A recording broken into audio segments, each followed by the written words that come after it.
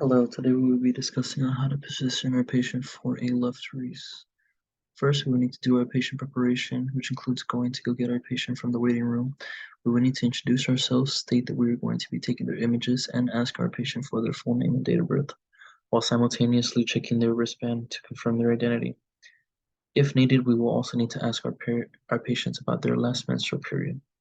The image receptor size for this image should be a 10 by 12 cassette.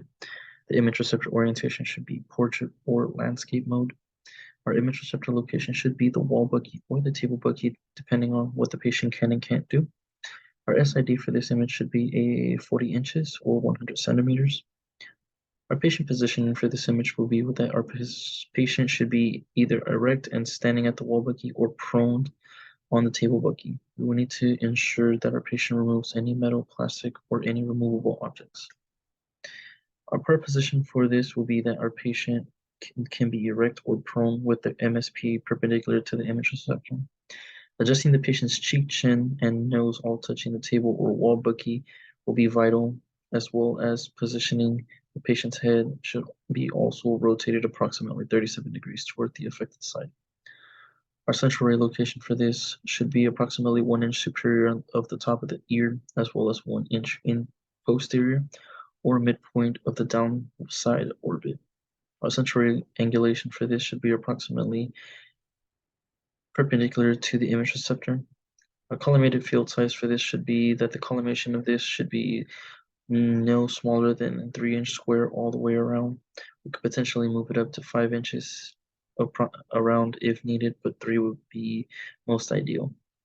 Visual of appropriate marker location should be that the marker can either be in table buggy on the IR or possibly on the back of the patient's head, only if needed. kVp range for this image should be approximately 75 kVp. Our instructions for this image should be that to tell our patient to hold still, not to move, and not to breathe, so they do not get out of position and mess the image up. Anatomy best demonstrated in this should be the views of the optic foramen and the lateral optic margins. Items in profile should be the optic foramen as well as the sphenoid strut.